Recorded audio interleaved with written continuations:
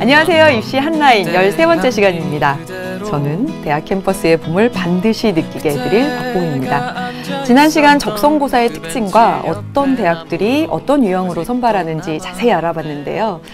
이번 시간에는 어떻게 준비해야 될지 그 대비 전략에 대해서 알아보도록 하겠습니다. 언제나 입시 한라인을 든든히 지켜주고 계시는 김성길 선생님 나와주셨습니다. 안녕하세요. 네, 연수여자고등학교 김성길입니다.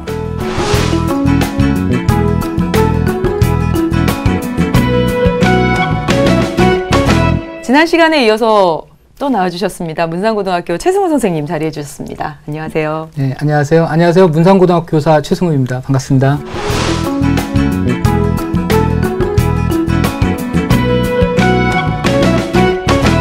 오늘은 그 적성고사의 대비 전략에 대해서 알아봐야 되겠는데요. 보통 그 중위권 학생들에게 유리하다라고 지난 시간에 이제 알아봤잖아요. 구체적으로 등급 어떻게 돼야 되나요? 어느 정도 성적이면 될까요? 최승우 선생님. 학생부는 한 4에서 6등급, 좀 넓게는 3에서 6등급 정도 사이 학생들이 지원을 하면 좋고요. 좀 좁히면 4에서 한 5등급 정도 학생들이 가장 많이 합격하고 있습니다. 수능 성적 같은 경우는 좀 수학을 기점으로 해서 수능 모의고사에서 수학이 3등급 하나 정도, 3등급이 계속 나오는 학생들이 지원하면 좀 유리하고요. 네. 학생부 같은 경우 예를 들어서요. 한국산업기술대 같은 경우는 전년도 합격자들의 학생부 평균이 한 4등급 정도 되거든요. 근데 이 한국산업기술대 적성고사 문항수를 보면은요. 한 문항에 그 학생부 한 등급을 간을 따를 수 있는 점수가 1.5문항 정도 되거든요. 그래서 한 4에서 6등급 학생들이 산업기술대를 지원했을 경우에 상당히 합격할 확률이 높은 거죠. 네. 모의고사 수학 점수 등급 3등급을 좀 유의해서 그게 좋은 기준이네요. 네, 그렇습니다. 그래서 이 적성고사 전형을 보면 대부분 이제 4등급 아이들이 주로 지원을 하지만 이제 5등급대 아이들도 충분히 합격할 수 있는 그런 전형이거든요. 전형이고 대학마다 이제 그 학생부 등급 반영률이 조금씩 이제 차이가 나기 때문에 학생들은 이제 그 부분을 봐야 됩니다. 보면서 이제 지원을 하시면 될 것 같고요. 특히 뭐 지금 말씀하신 것처럼 수학 3등급 정도면 사실은 뭐 충분히 합격할 수 있는, 충분히 합격하고요. 모의고사 성적에서는 수학이 좀 기준이 된다라는 말씀이시네요. 그렇죠. 수학 A형에서 한 3, 4등급 정도가 계속 나온 학생, 그 다음에 수학 가형에서는 3에서 한 5등급, 특히 한 4등급 수학 B형은 4등급 정도 나와도 상관이 없습니다. 수학 B형이 어렵기 때문에. 그래서 문과는 수학 A형 3등급, 이과는 수학 가형 4등급 정도 성적대가 지속적으로 나오면 합격 확률이 매우 높습니다. 네, 그러니까 내신에서는 3에서는 6등급 넓게 잡으면 그 정도 보기면 되겠고, 그리고 모의고사는 수학 기준으로 이렇게 말씀을 해주셨습니다. 적성고사 어떤 형태의 문제가 출제되는지 최승우 선생님 또 말씀해 주실까요? 네, 그 적성고사는 뭐 문항수나 시간이 좀 차이가 있지만 대부분 저번 시간에 말씀드렸듯이 수능형 문제가 출제되고 있습니다.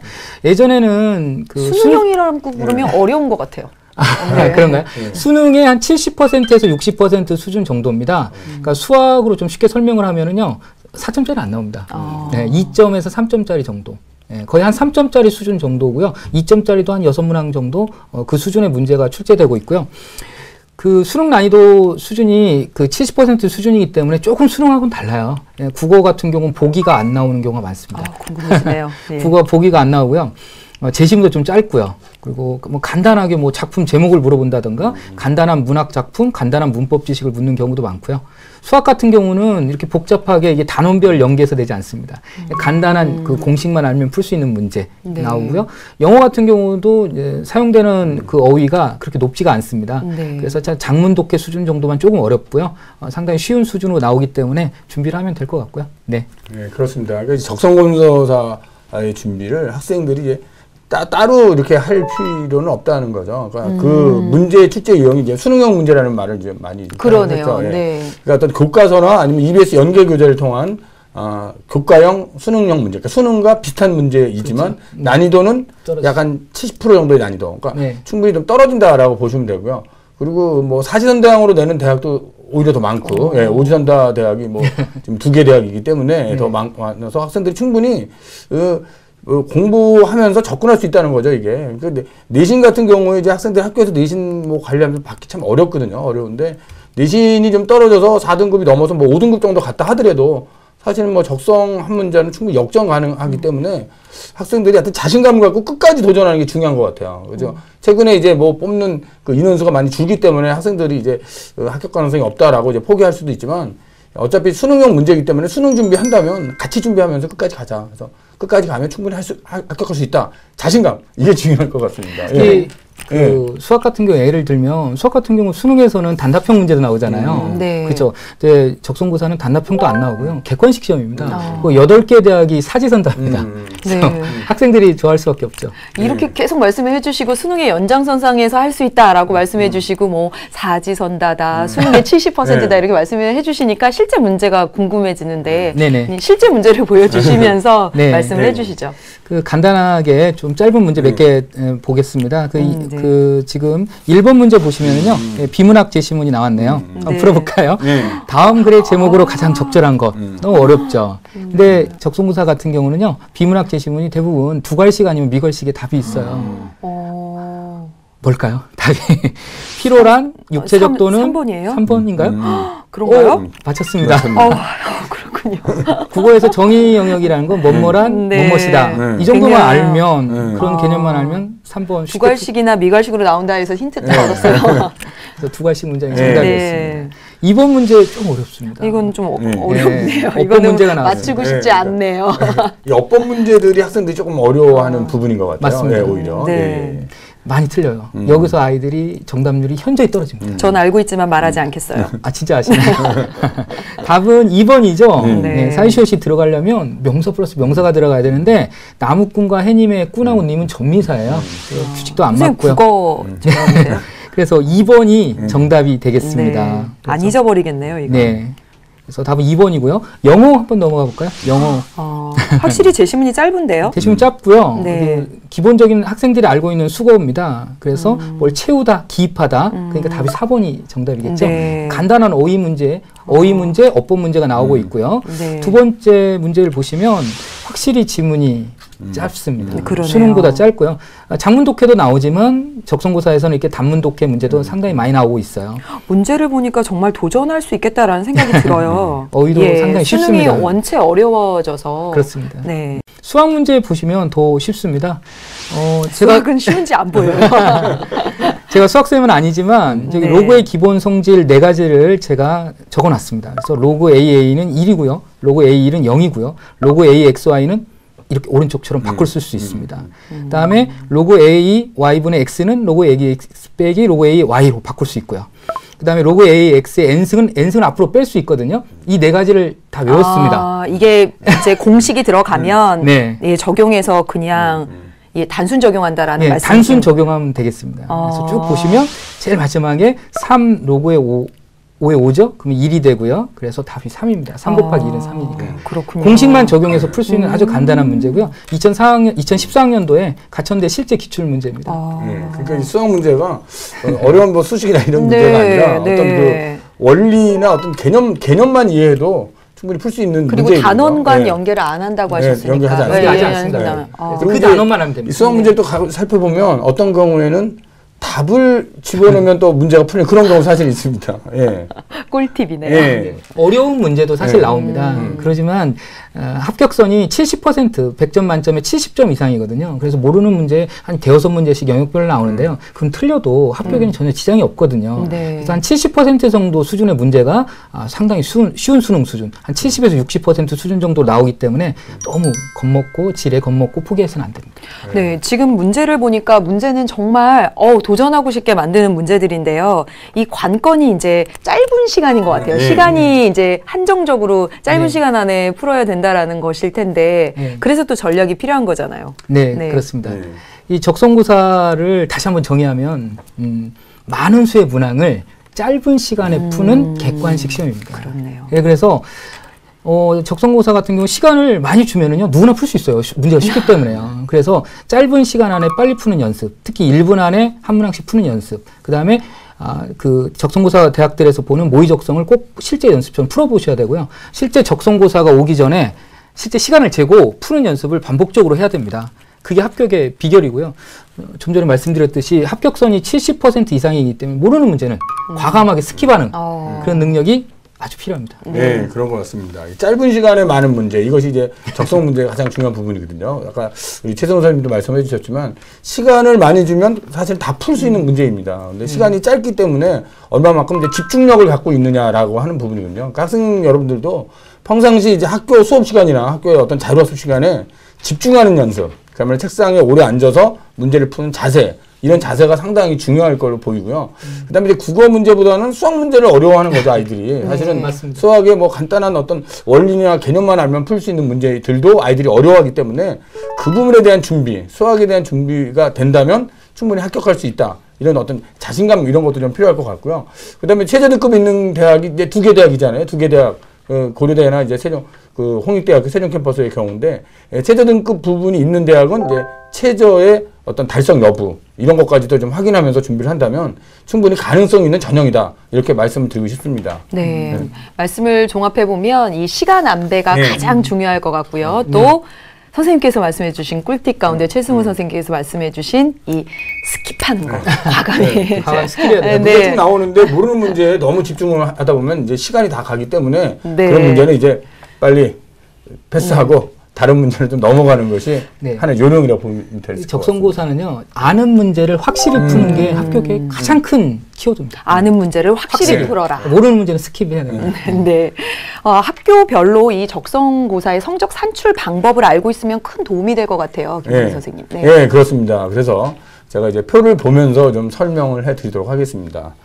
먼저 보이는 표가 이제 가천대학교 적성 전형으로 가장 많이 뽑는 그런 대학입니다. 가천대학을 보면 성적 산출 방법이 국어, 수학, 영어 이제 세 과목을 시험을 보는데요. 국어 같은 경우에 이제 인문 계열은 4점을 배정했고 수학과 영어는 3점을 배정을 했습니다. 국어의 가중치가 있네요. 그렇죠. 인문 계열은 국어고요.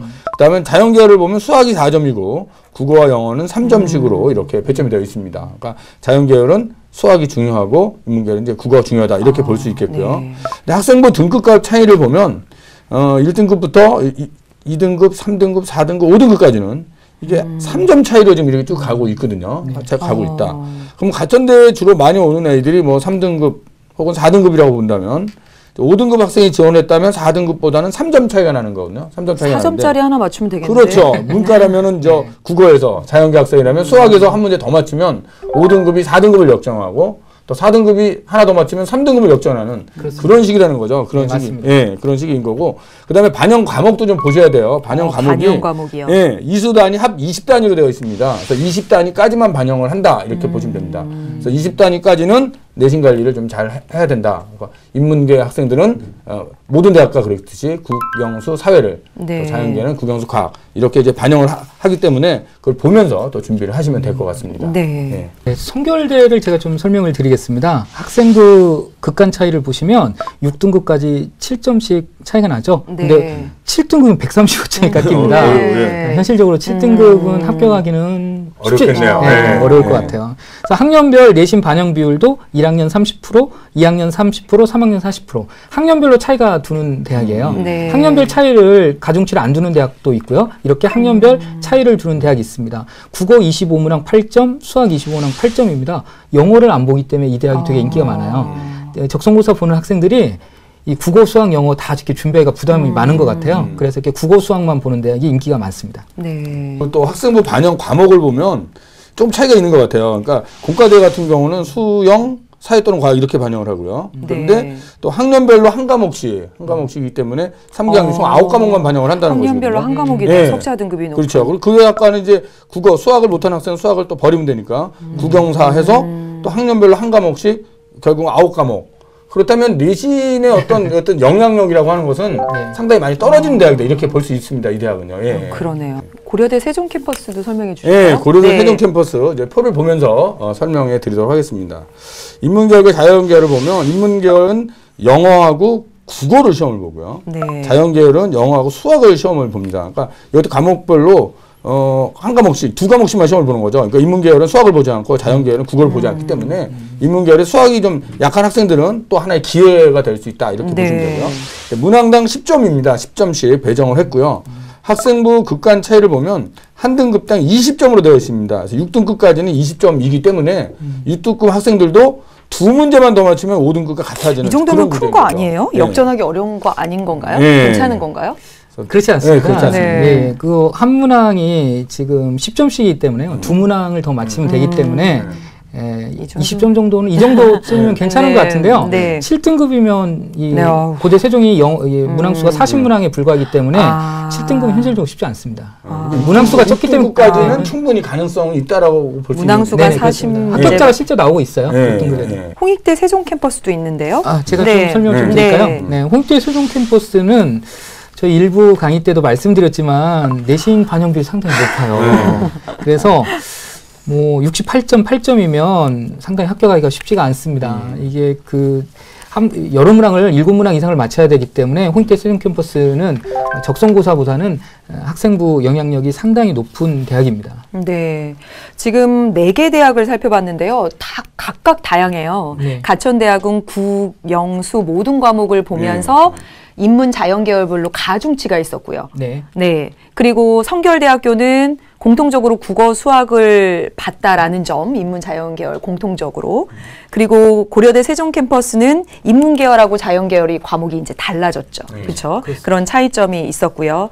그리고 홍익대는 이 내신이 아주 큰 영향력을 좌우한다라는 것을 알 수 있었습니다. 이렇게 학교별로 이렇게 성적 산출 방식이 다르기 때문에 학생들은 자기 상황에 맞춰서 이 전략적으로 학교들을 잘 선택해 보는 것도 매우 중요할 것이라는 생각이 듭니다. 그렇죠. 내신 부분도 뭐 전 과목을 다 반영하는 대학이 있는가 하면 일부 과목을 반영하고 또 일부 과목에서도 학년당 또 한 과목씩만 이렇게 반영하는 대학이 있기 때문에 학생들이 이제 내신 관리를 할 때도 사실은 국어, 수학, 영어 있으면 영역별로 한 과목이 좀 내신이 좋은 등급을 갖고 있는 아이라면 상당히 유리하게 또 작용될 수 있는 그런 경우가 있는 것이죠. 그래서 그런 내신에 대한 것도 꼭 살펴보셔야 되고, 그러니까 지원대학에 내 내신을 집어넣었을 때 나의 유불리는 어떻게 될까? 이것도 좀 살펴보셔야 되고, 그 다음에 적성 문제에서는 국어, 영어, 수학이지만 두 과목을 반영하는 그런 대학이 있기 때문에 나의 또 유불리는 어디인가? 이런 걸 보면서 잘 선택을 하면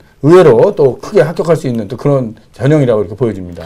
적성평가로 이제 합격한 사례들이 궁금해지는데요. 어떤 학생들이 어떻게 합격한 건가요? 그렇죠. 제가 먼저 이제 가천대 사례를 좀 보면서 말씀을 드리겠는데요. 화면을 보면서 말씀을 드리도록 하겠습니다.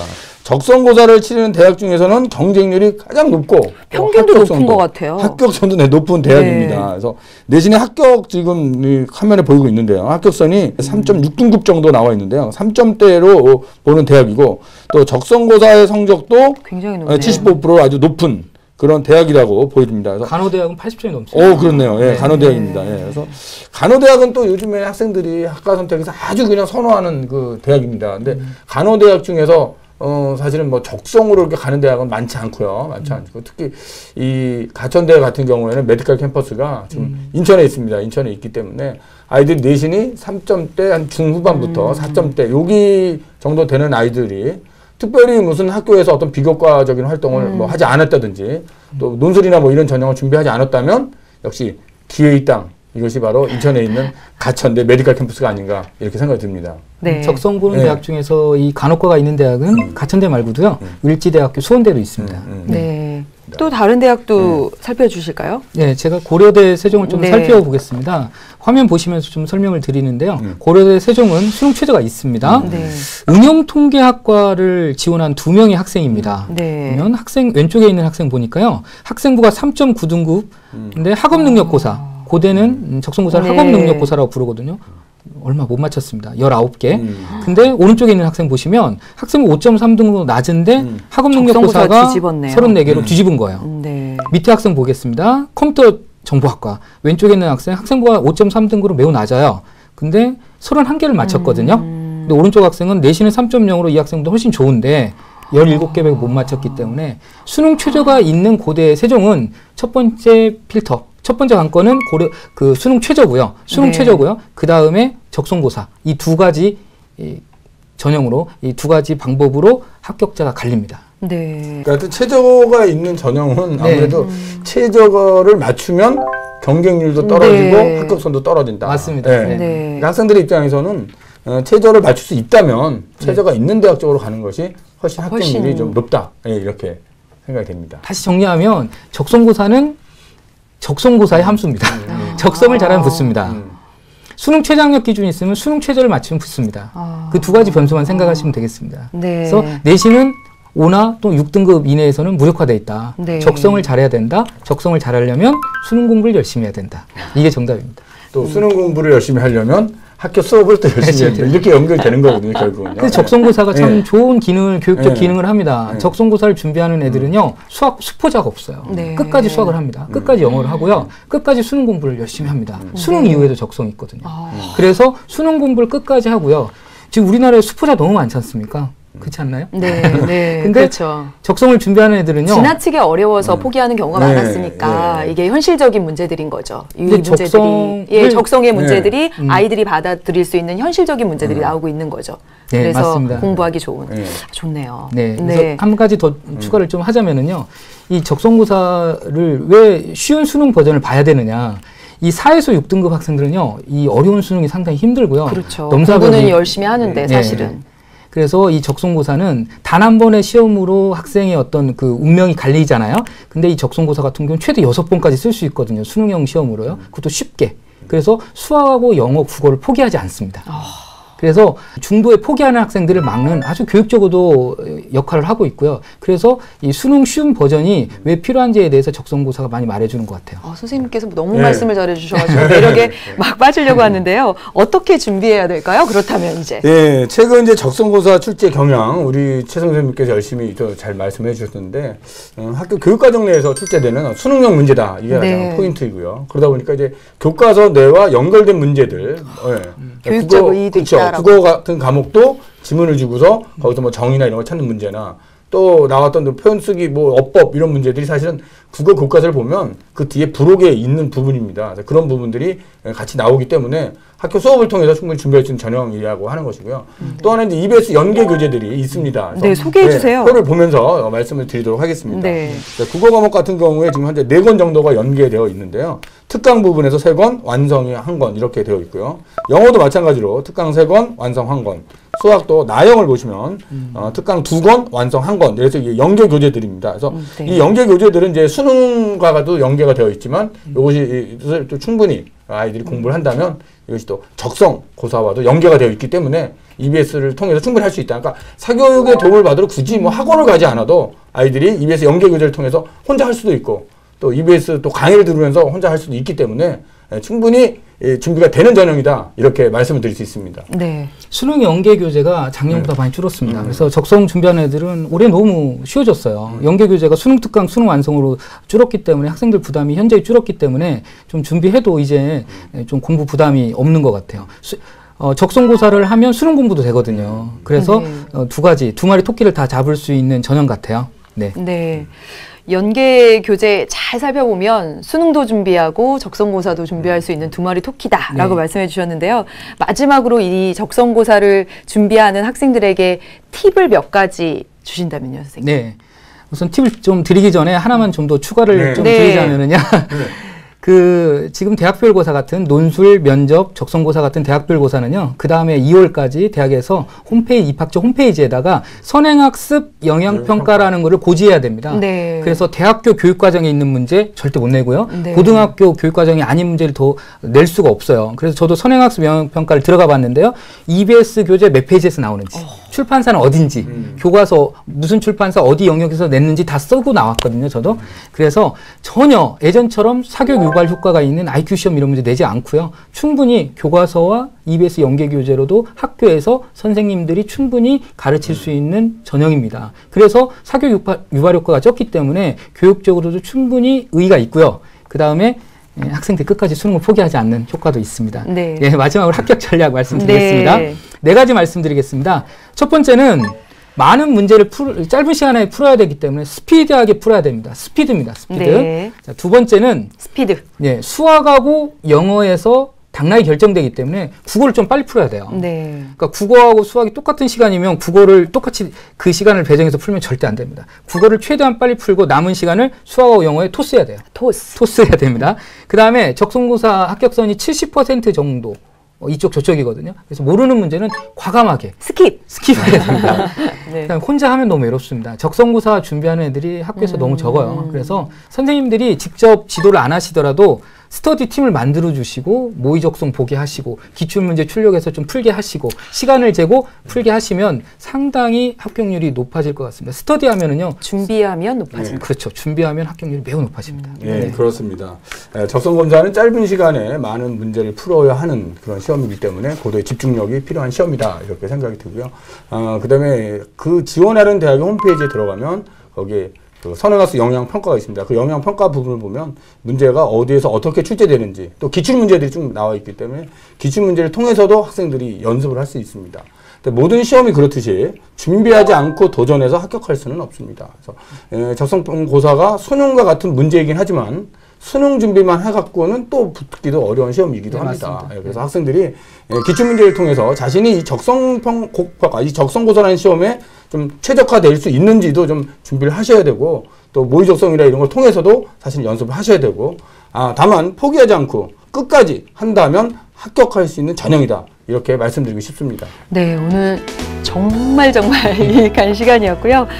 적성고사에 대해서 말씀해 주신 두 분 선생님 감사드립니다. 네, 감사합니다. 네. 2시간에 걸쳐서 적성고사에 대해서 알아봤는데요. 선발하는 대학들은 분명히 많이 줄었습니다. 그렇지만 실제 경쟁률 역시 줄어들었기 때문에 가능성이 큰 전형이라고 할 수 있습니다.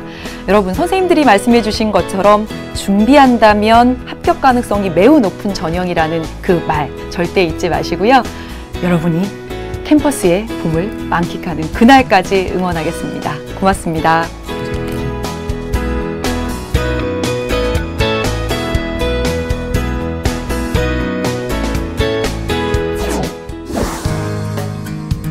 성공하는 길, 김성길의 오늘은 이것만.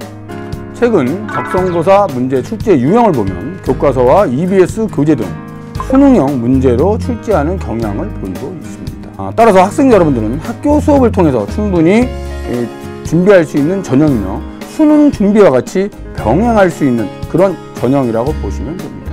학생부가 5등급 이내이고 모의고사에서 수학이 3등급 이내이라면 충분히 적성고사 전형에 도전하는 것이 현명합니다. 적성고사 전형은 주로 4등급 학생이 도전하기 때문에 5등급 학생이라 하더라도 한 문제만 더 맞히면 합격할 수 있습니다.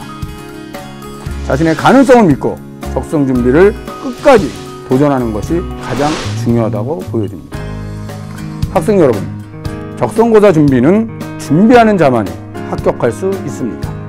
비록 내신 성적이 떨어지고 학교 활동이 없더라도 지금 꿈을 가지고 도전하시기 바랍니다. 감사합니다.